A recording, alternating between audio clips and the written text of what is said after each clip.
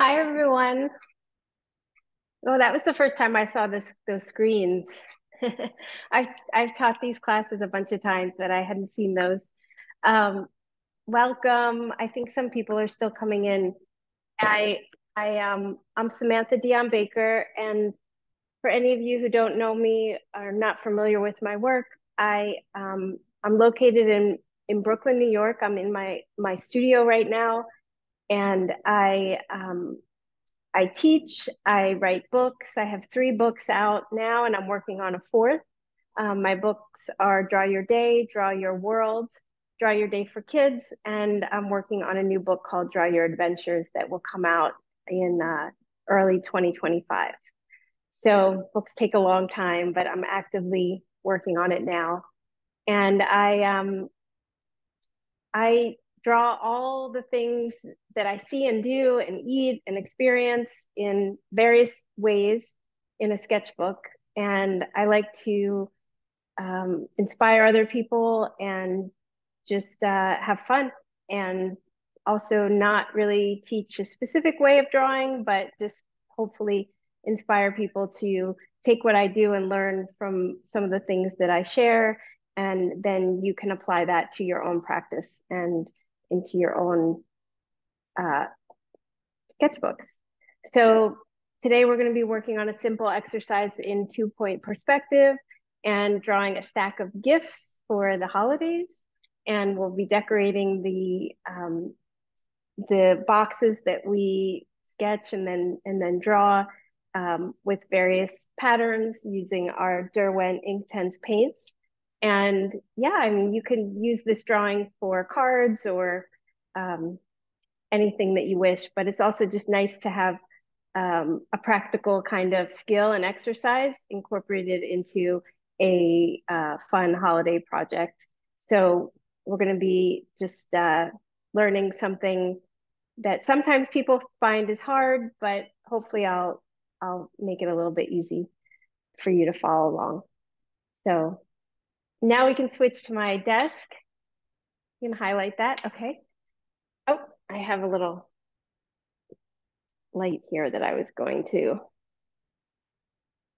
turn on, and hopefully this will brighten things even a little bit more. Okay. So I'm using some Derwent paper.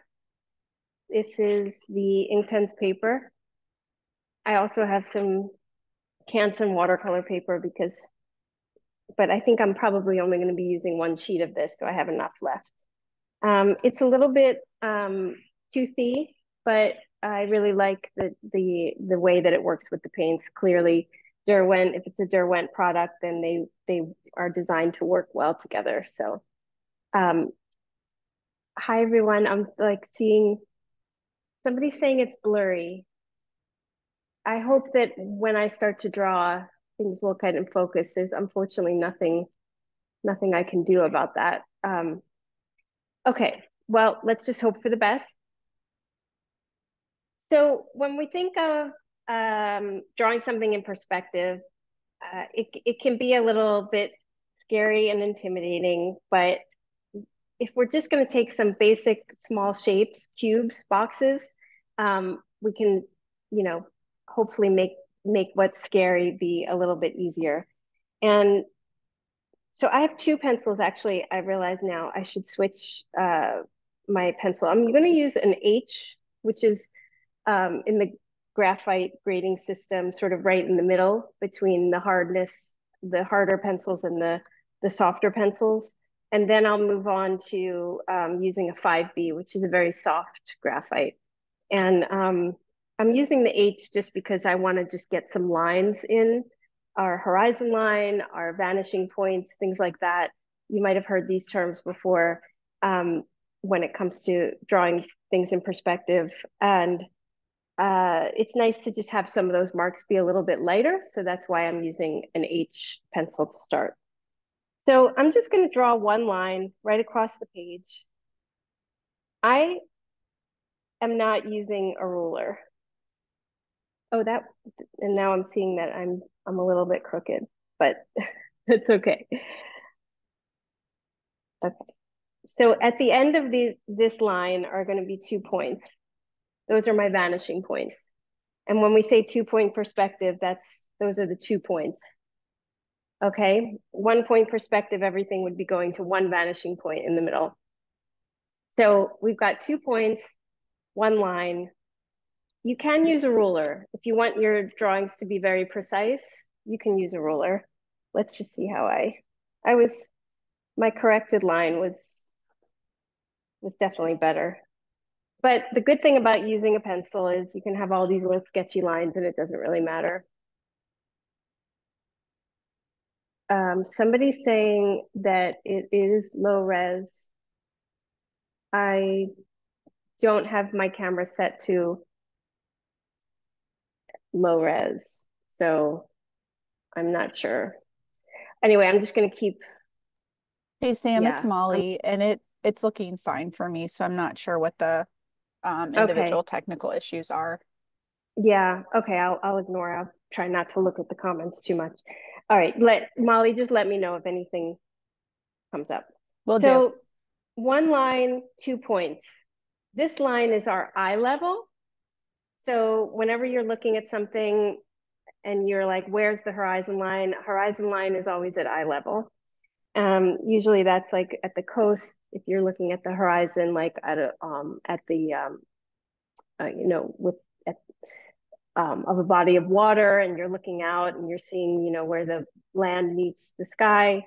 That's a horizon line, and it's always at eye level, depending on no matter where you're standing. So now I'm just going to draw one corner of a box, and it's going to be a little bit below the horizon line.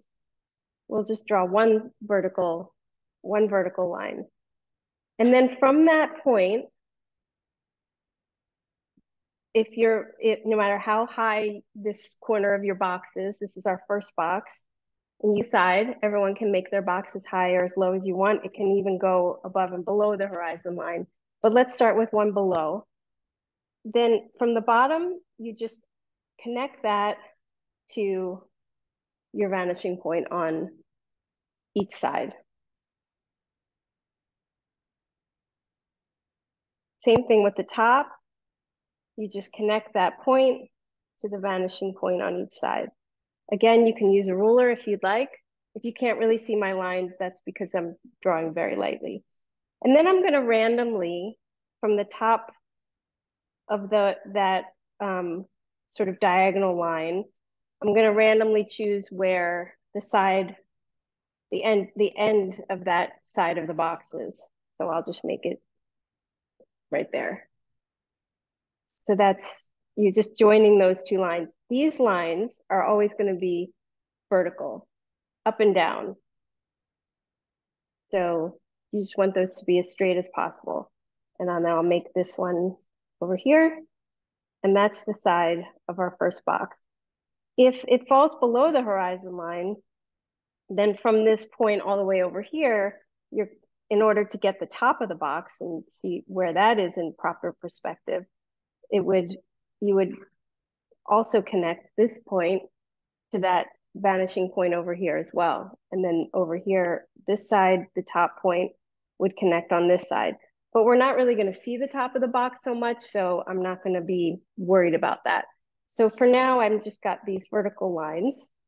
And then I'm going to draw another one. And the boxes are not going to be lined up in the corners. We're going to have them be like kind of a little bit of a staggery line, like a staggered box of gifts. So I'm going to just draw another line, and from the bottom of that again, and top of that again, I'm going to be connecting to the vanishing point. And then I'll make this come over here. Each bottom and top of your this edge of the box, the edge of the box that's closest to us is you just are then connecting the bottom and the top to the vanishing point. And again, I can just arbitrarily decide how big this one is.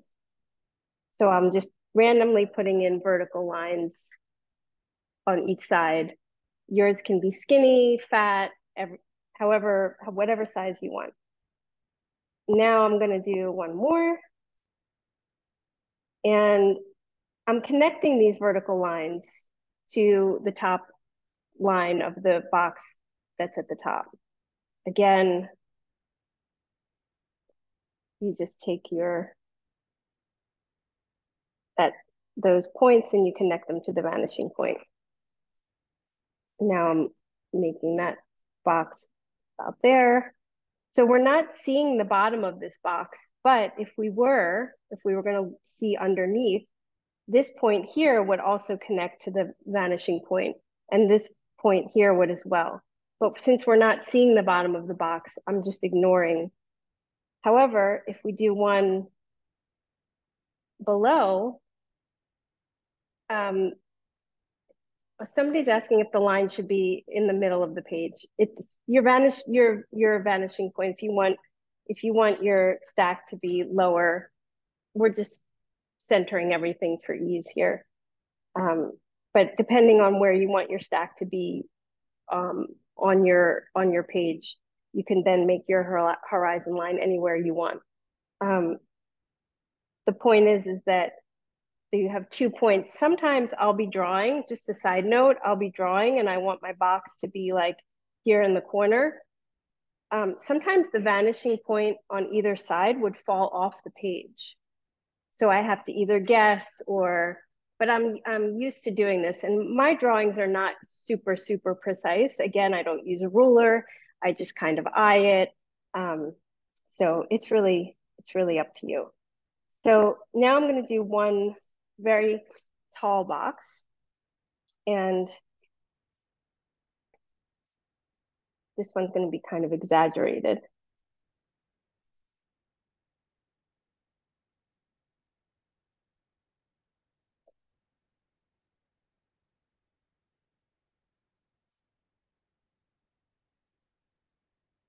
And I'll make this be this biggest one. Now we do see a little bit of the top of this box.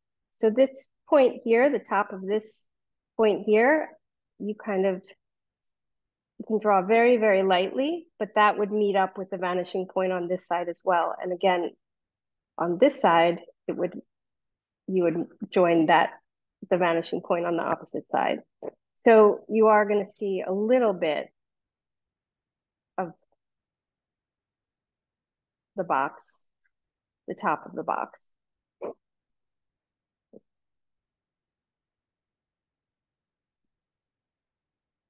And now I can do one tiny box at the top.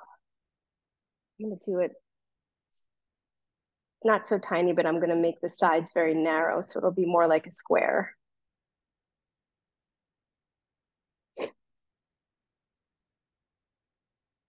So I'll just pretend this is like top box,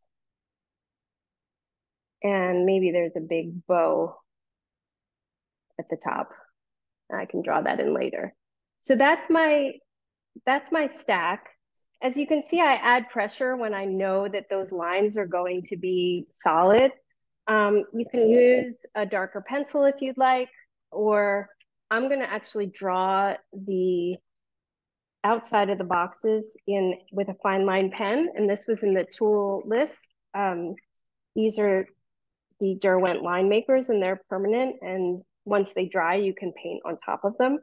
So what's really nice is once you've got all these sketchy lines, and I've got a lot here, some that you can't see, but I'm going to use 0.5 just so our outlines are kind of thick and really strong so you can see. I'm going to now just draw the boxes. I'm going to outline them, and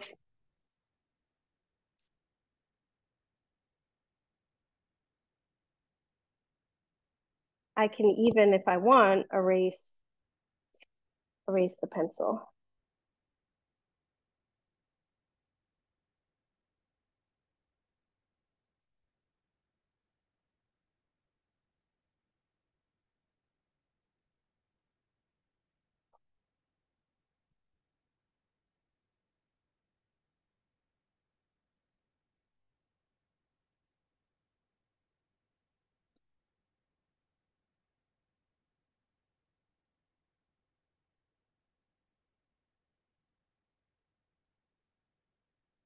And again, feel free to use a ruler if that feels better for you. I kind of, my hand shakes a little, and I just like the quality of my drawings to be like a little, I'm actually being a little bit more precise right now because I'm teaching a class, but I usually am quite shaky with my lines. You can see that one kind of goes up a little bit there. Those little, you know, human, like that makes the lines just a little more human.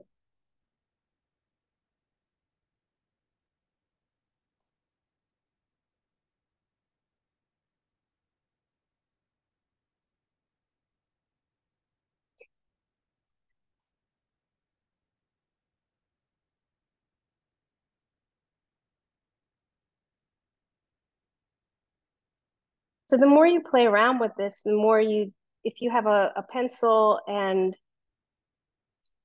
two vanishing points, you can really play around with this. I mean, your boxes could be, you could make 3 stacks. You could have another stack down there sitting in front of this one. It's just, it takes practice and sort of understanding, you know, how you're how things work. And that just, you know, the more you do it, the more clear, the more clear it becomes.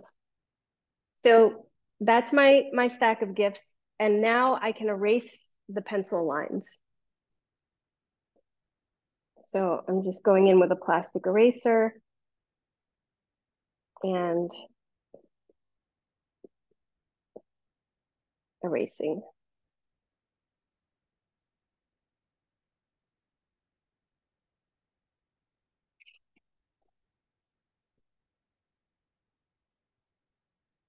Yes, a building would be a giant box. Exactly. Yep. And then if you're doing windows on a box, so we're going to get to that because let's say, um, well, here, I have my vanishing points. I am looking at the comments. All right, so let's say there was a pattern on this box that kind of looked like squares, windows. They would follow the I might not even, I might not leave this because I was going to pretend to, I mean, just do like fun painted patterns, but just so you can get the idea, if there were windows on this building, so they would all meet up the same way to the same vanishing point. Does that make sense? And then the sides are all vertical. So I'm actually going to erase that, but it was just to show you. Yeah, the more, this is very basic. We're just doing some boxes, but the more you play around with this 2-point perspective, and the more you look and the more you experiment, it all becomes a little bit clearer. So I have my Derwent paints and my water brushes that I love. These usually come in a pack of 4, but I think you can buy them all individually as well. I really like using all the sizes. This is one of the medium sizes. And then I also like the big one, the big flat. So actually, maybe I'll start with the big flat one. So let's make our bottom gift red. Just going to lay down some.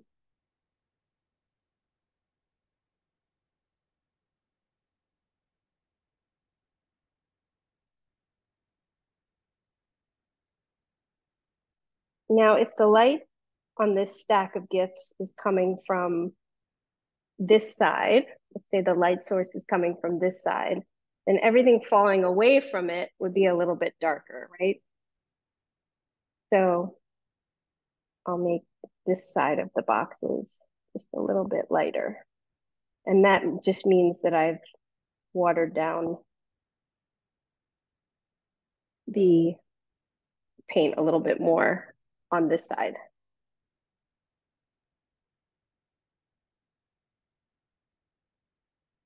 So just realizing I always have a paint rag. I keep them in my drawer. I didn't have one out, but they're just basically paper towels.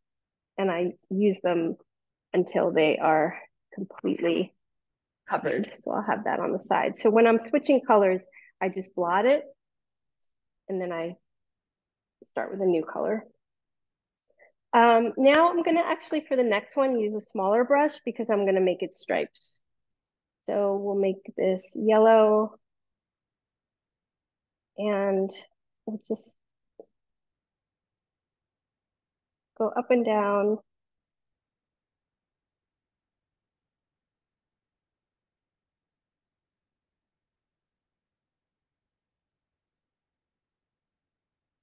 And then I'm just realizing maybe we could have the wrapping paper on this one kind of show like a little bit of like that kind of gift wrap corner.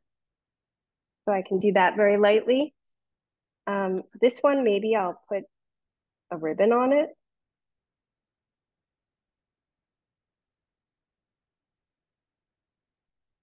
So the ribbon's going to be squished by the box above, but at least it's got some. This one can have a ribbon on it as well. And that could be the bow at the top.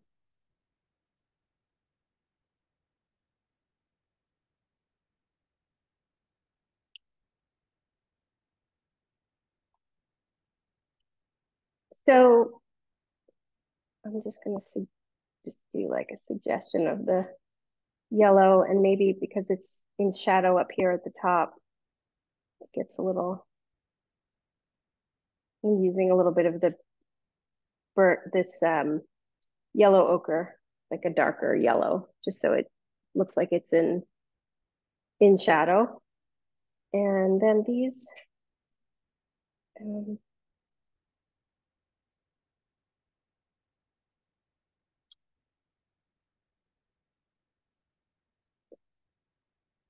these stripes can be going in different directions just based on this idea that the wrapping paper has been folded.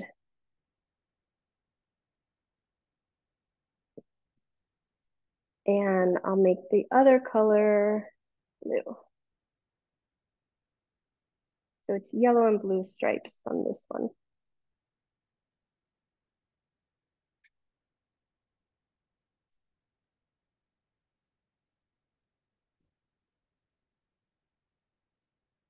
And you can really have fun with these patterns and really make anything you want.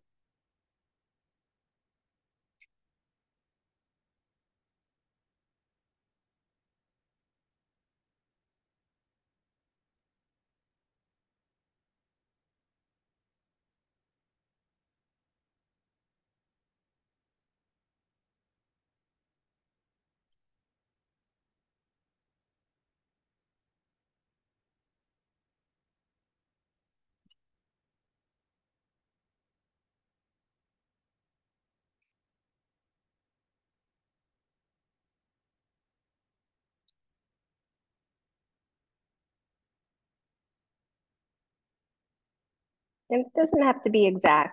It's really up to you how precise you get with your patterns. But it's kind of fun just to play around. I can add those lines, lines in with ink afterwards. You can go back and forth with the ink and the paint.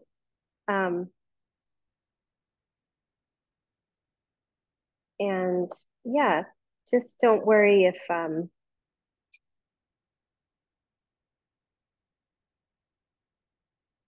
I'm just adding as I go. The great thing about the Inktense paints is that you can build on them. That's what I do when I'm teaching with these paints. I like to show this all the time, just how you can like layer and build to get opacity.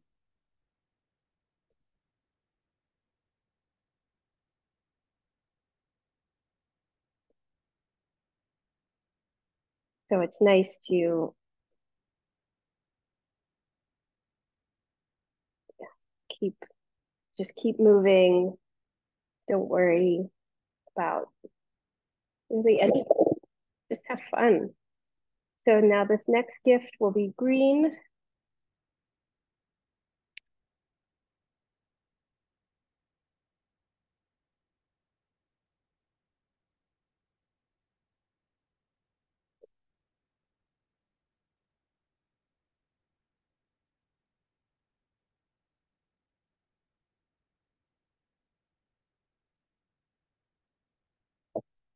With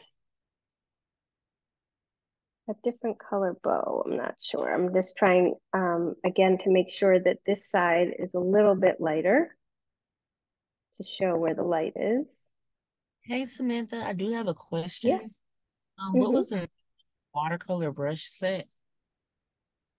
Oh, this is the Derwent water brush set. They are sold on Michaels. Um, each set of the Inktense paints comes with a water brush as well, but I use the separate ones most of the time. Um, so if anybody on the tools list for this class, it just listed the Inktense paint set, and it does come with a brush, but I'm not using that brush. These are also by Derwent, and they're just like hold a little bit more water, so I prefer them. Molly, do you have more information on the brushes? No, I mean, I think you pretty much covered it, Sam. They Okay, come in individual packs of um or they can be purchased all four together too. So, yeah. yeah, yeah. This one I'm gonna make polka dotted. Just gonna have fun, some polka dots on this one.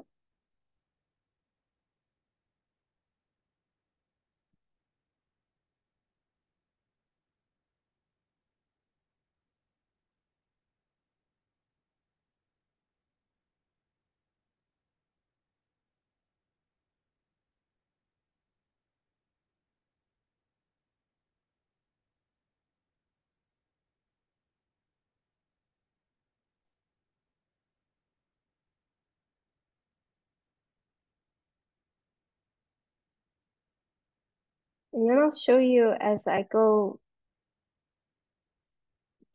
further with this and the paint dries, how you can go back in and add details with the ink again.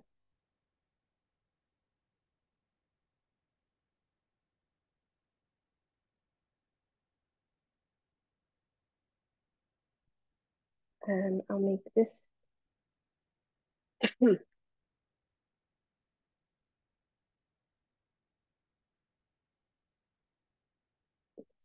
So it's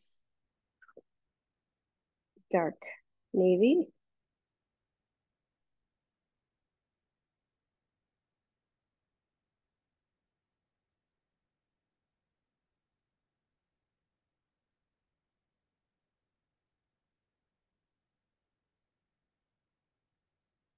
And our last little gift will be, I'm going to use orange for the bow. You can absolutely make yours any theme you want. I mean, that's the fun thing about this is it could be a stack of anything. A stack of cereal boxes, a stack of books, definitely a stack of books. This would be pretty much the same for a stack of books. And you can even write the titles of the books and the spines and all that. So you'd be creating the same kind of drawing for a stack of books. And well,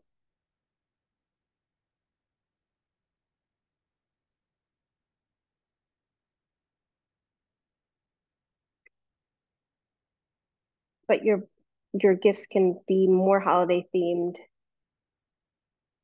You can do snowflakes and all different things.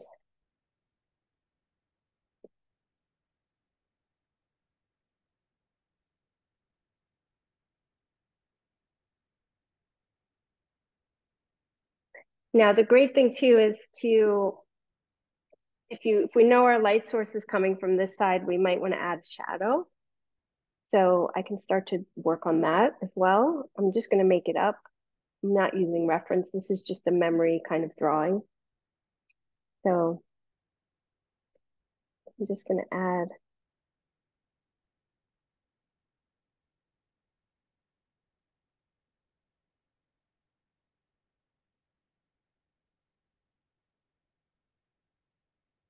And then it kind of fades away.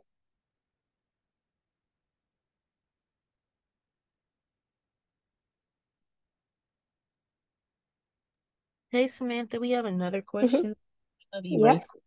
eraser. Sorry. What type of eraser are you using? Oh, just a plastic eraser. I usually have a Derwent eraser.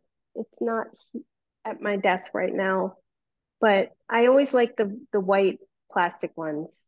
Derwent makes great erasers. Um, Stedler Mars is one that is like pretty easy to find. I just prefer plastic over rubber. I think they pull up graphite a little bit better.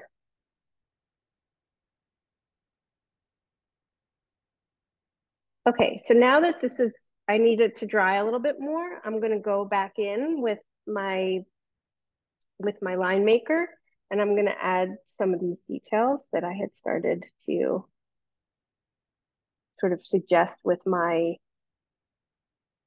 pencil and then with the paint. And now the messy paint lines kind of make a little bit more sense. You can even go as far as like adding a little piece of tape. Whatever, you can add all sorts of details. And maybe this one, just making sure that this is dry. The good thing about the Derwent paints is that they dry very quickly. So Hey, Samantha, what should they do if the eraser smears? if the eraser smears, um, does that mean that, well, what's very important to know is if you're fine line pens, if they're permanent, you just want to make sure you're using a permanent, if you're using like a different kind of pen, or I'm not sure who is asking what they're using, but sometimes if you don't wait for the ink to dry, then the ink will smudge. But the pencil lines should come up if you're going light enough. So one of the things that I try and remind people when I'm teaching them, especially in person, you have to have a light touch with your pencil. You don't want to push too hard. If you push too hard, then you're going to get indents in the paper. It's just going to be that much harder to pull up the pencil marks. So I can't say for sure because I'm not seeing what the person did. But just make sure you're using a permanent, and it should say permanent. That just means that it's not going to bleed when you add water to it. Fine line pen. Micron is one that makes very good permanent fine line pens, and the Derwent line makers are great. There's a bunch of other options. But sometimes you think that a pen is waterproof and it's not. So, or some of them, depending on the ink, just take a little bit longer to dry. Sometimes if I'm using my fountain pens, I use fountain pens a lot for my own drawings, and there's just sort of more ink that goes down, and I have to be really patient and wait for the ink to dry before I erase. So for this bottom one, I'm just going to add like a little pattern to it. Another fun thing that you could consider doing is if you have like a white gel pen, you can add, or metallic pens, you can add decorations or patterns to your boxes using all sorts of fun materials.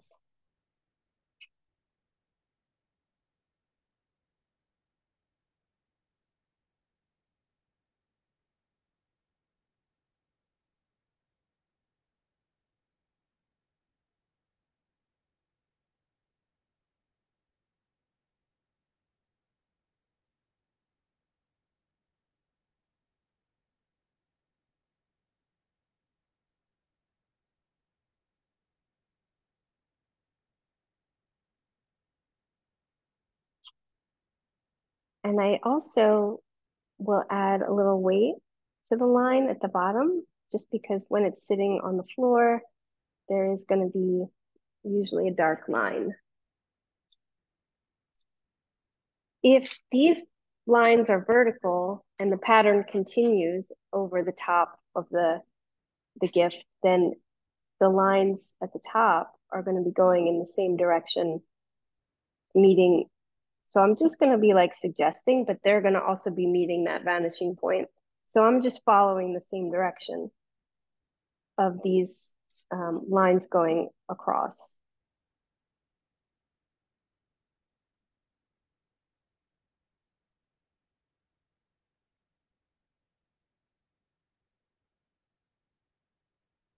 If you can see. Hey Samantha, to put the gray shadow, you do a wet on wet. Well, when I'm doing the shadow and I'm using these water brushes, what's really nice is I can put some paint onto the pen or onto the brush. And then as I'm moving it around the paper, I can then squeeze water out and then move it around. So it's kind of nice to be able to control the amount of water with the brush, which is something that you can't do with a regular brush. I've gotten so used to working with these that I kind of take advantage of that. So I guess it would be considered wet on wet because I'm kind of laying down some more water as I go. But however you can sort of get that blended effect and have it fade is, and then again, because the Derwent paints work really well, like layered and layered on top of each other, and they dry flat, meaning that whatever's laid down already dries flat, it doesn't move. That means you can just keep layering the paints, and therefore I can just keep building on the shadow and get it dark as it gets closer to where the object is hitting the surface. So I hope that helps.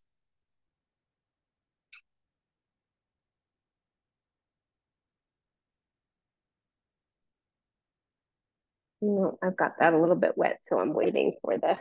So, and now I can kind of move my arm around the top so that I'm not hitting the wetness, but I'm going to add just a little bit of detail too up here to this bow.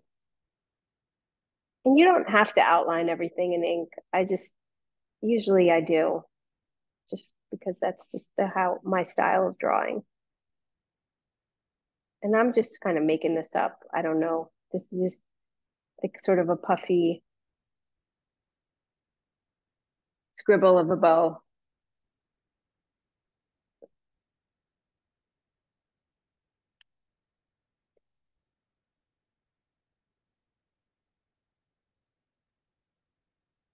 And I'll add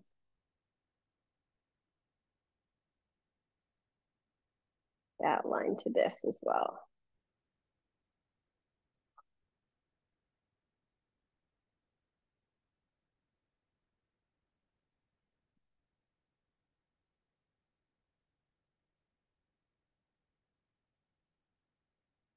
Okay, so now I'm just going to add another layer to this, make it a little bit more defined.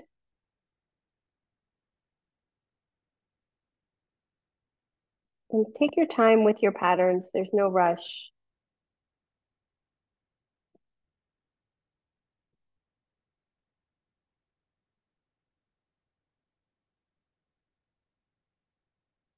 I'm going to even add a little bit darker to show that it's in shadow. And you can always add a little bit of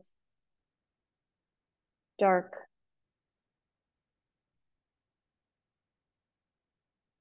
If there is a shadow here, then there would be kind of a shadow here as well.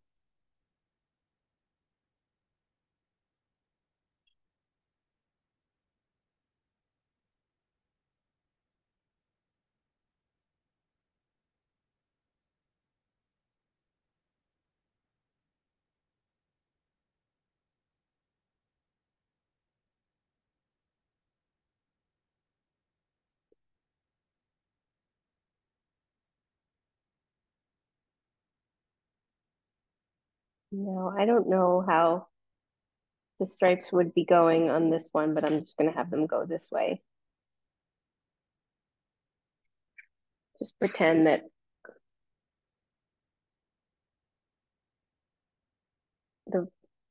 there's a really good wrapping situation going here. Hey Sam, we're getting a couple of questions. Go ahead, yeah. So someone asked if you're drawing over the paint with the line maker, do you have to wipe off the nib of the pen, or does it ever collect like the paint on the nib of the pen? If everything's dry, I've never had to wipe the nib.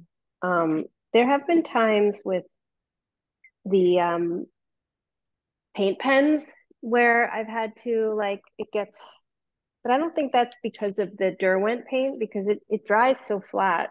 I don't think it picks up anything. Yeah, no, but I am going right on top of the paint. The if as long as you wait for it to dry, it works pretty well. Hope that Okay. helps. I don't know. Okay. Yeah. And then someone asked what color of paint you were using to do the shadow on the boxes, Oh, I'm just using black, just like light washes of it. just light washes. Yeah. Okay. And I mean, I can experiment with that if anybody wants, just sort of showing how light you can go from light to dark using so there's a little button on the brushes, and that controls the water that comes out. And there's it's just so nice to be able to like squeeze as you go and like, oh, I put too much down. Well, here I'll just squeeze a little bit more water out and then like move the paint around. You have to work quickly with the Inktense paints because they do dry fast. If and it's great when I'm teaching a class or like because I work so quickly normally in my sketchbook and in my own work. It's really nice that they dry so quickly because I'm pretty impatient. And also for a class situation, you know, some of this might not even be dry if I were using watercolor or certain other materials. So it's really nice to know that like you know I can move on pretty quickly as long as I'm not going crazy with the amount of water. So, um, yeah. And any more? Anything else? I think someone was curious how you did the folded paper on the yellow box. How I did it? Yeah. Um, well, I've just seen or I've wrapped a lot of gifts, so I just, you know, kind of made it look like an envelope. Um, I guess it's something I guess you sort of take for granted how I did that, but I know that the paper um, for example, like, so these lines are going across up at the top of the gift. They go up, vertical up and down here on the side, and then they're going across this way on the top. So I know that when the paper folds down, they're going to be going that way as well, sort of like as if the top paper was just continuing and folding down, and the same thing from the bottom up. Um, so, I mean, I don't know if that really answers the question, if somebody has something more specific about it, but that's how I just decided that. But some of it's like memory and just knowing how things kind of look. And I've been drawing things like this for a really long time. So I just kind of maybe take it for granted that it's, I just yeah, I don't know if that answers the question, but please keep asking. I'm so happy to answer questions if anything is unclear. And everyone can always reach out to me, like on Instagram, or um, I'm pretty much can usually answer people within reason.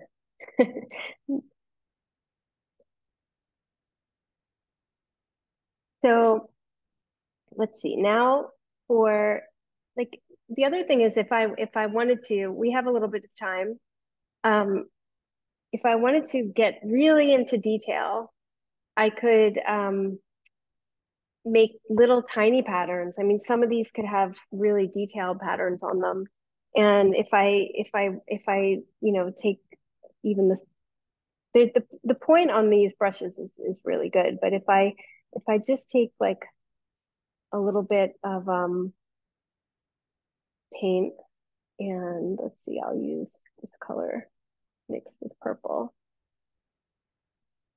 And I want to just like make little like suggestions that this ribbon has like flowers on it or something. I can just be really, really loose about it.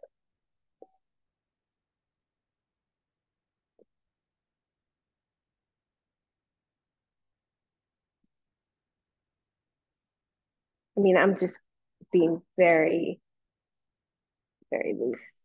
So you can get into as much detail as you want decorating your stack of gifts. Kind of fun.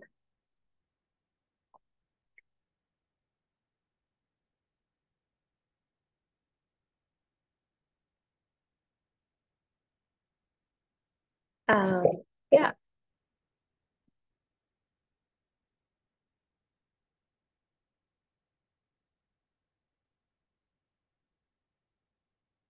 I'm just adding a little bit of shadow to this side on all. Now, again, if I use this yellow ochre, I can, whoops, see, I put a little bit too much down, but if I just then squeeze water and move that pigment around, I can then fix it. So I just added a little layer. So again, it just shows that the light is coming from this side.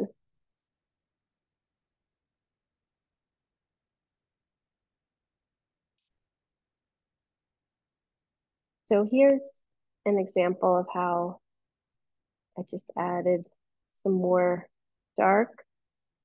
And if I just keep squeezing,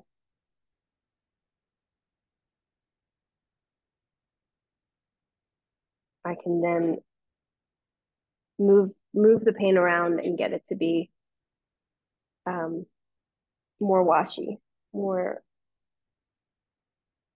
the depending on the light and how the situation is in where these gifts are sitting, the shadow would be more defined or not. So I'm just making it kind of like a loose blob rather than like a very distinct shape. Shadows can be like a real echo depending on the intensity of the light, like a real reflection of exactly the shape of the object. But I'm just making it like a blobby kind of shadow, just a suggestion.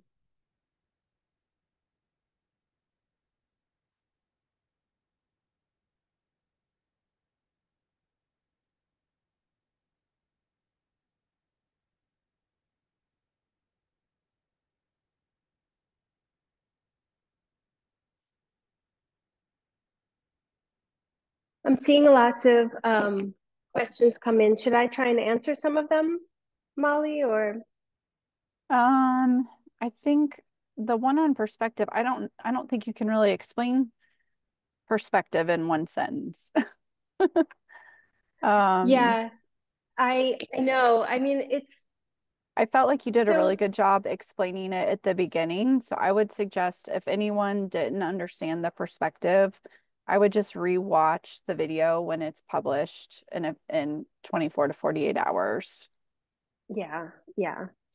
Yeah, and just remember, like my personal style is very it it's accurate, but also has some whimsy and is not accurate at the same time. So this is how I choose to draw. So it's not I like to give myself a little freedom to make mistakes so that so I the, it's a little bit of this idea if I get too close to perfection, then people will really see my mistakes. So I like to keep it things intentionally a little bit off so that I have room for error.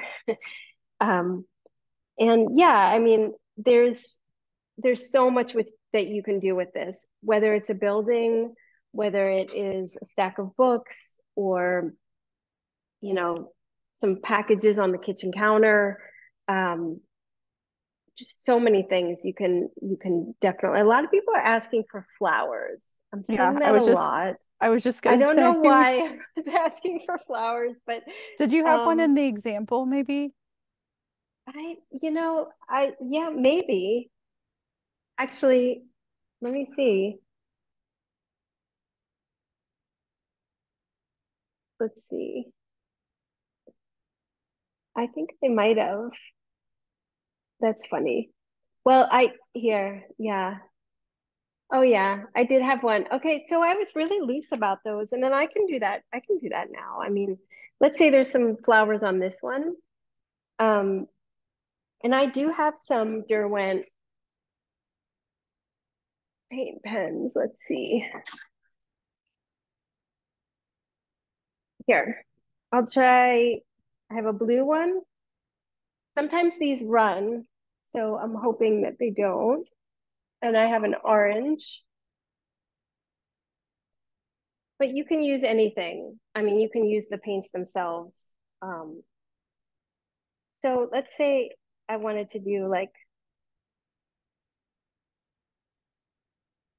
some flowers, flower pattern. You want to make sure that some of them bleed off of the top. So it make sure that it's like the pattern continues on the as it wraps around and goes in, the into the ribbon, etc. So some of the flowers would be, and the ink that's coming out of these paint pens right now, here, maybe I can get it more opaque. They can get a little finicky, but um, I definitely keep things really, really loose as I'm working. So they're just little like flower scribbles. If the gift is going back into perspective, sort of getting smaller as it goes back into space, because everything in perspective gets smaller as it recedes back into space. Just remember that anything that's coming towards you is going to be a little bit bigger. So, so that flower will just go right over the corner, and I just continue the pattern. Again, just random and make sure that you're making the pattern go cover, the whole paper so it looks like it's real. So they're falling behind the ribbon and they're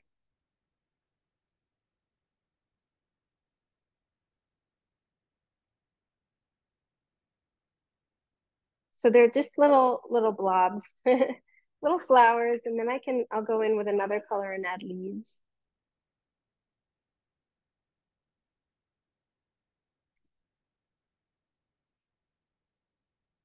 I'm seeing the color on, it's much more vibrant, at least that I can tell on my screen. I mean, sorry, on my paper than it is showing up on the screen. So now I'll just add little leaves randomly.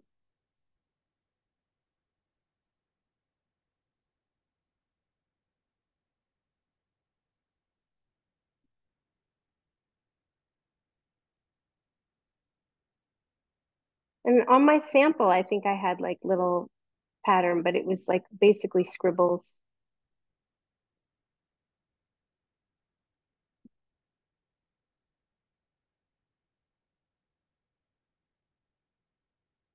If you have metallic paints, you can use the Derwent metallics. You can use all sorts of things to decorate um, your gifts. And then if you want to, you can add, let's see.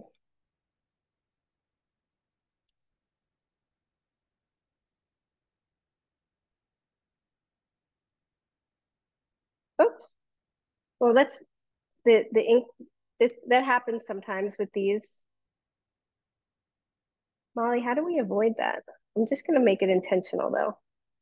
So I got a little blob of paint there. Look, I'm gonna make it intentional though. I'm gonna write happy holidays.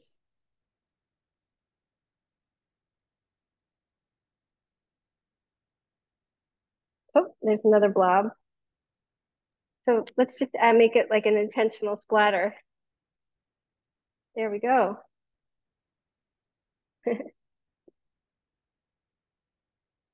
Sometimes these paint pens do that, but they're fun. And I'll just add a little weight to the left side of the letters just to make it look a little bit more like fun lettering.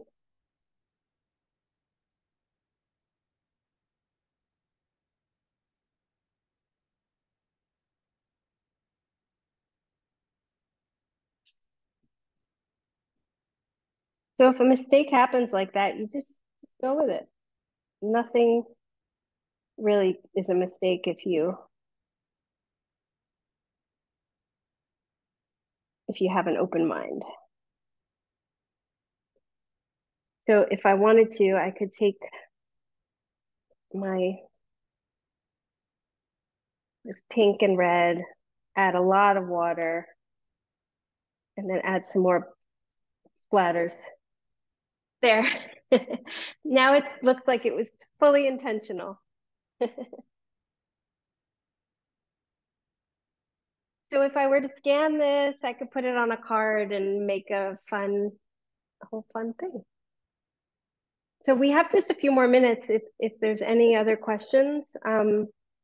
If you want to follow my work or learn about my classes, I suggest signing up for my mailing list. It's on my website, which is just sdonbaker.com. I can put that in the chat right now. Sam, do you have any of your books nearby by chance? Oh yeah, I have them. Yep.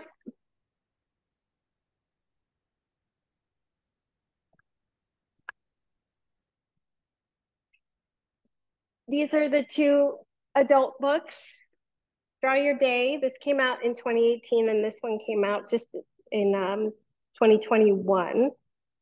And I'm working on the third, Draw Your Adventures. But they really stand alone, but they complement each other well. This one is really about keeping illustrated journal and it's just inspiring. It shows lots of my examples and a lot of my pages and just different ideas of how you can keep track of your memories by keeping a daily or weekly illustrated journal. And this one goes into more technical lessons, kind of like what we did today, but really opens you up to still doing things in your own style, but it touches on light and shadow and perspective and proportions and all sorts of things. So, and also gives you lots of fun exercises as well. So if you go to my website, everything is there, sdonbaker.com. And yeah, I'm seeing some familiar names. Hi, everyone. Thank you. Yeah, be in touch. You can reach me on Instagram. The link to all my social media is right on my website. My mailing list is the best way to keep up with me and learn about all that I'm doing. And Instagram's probably my biggest social media platform, I guess. So follow me there, and I'll see you all soon. Reach out if you need anything. You're welcome.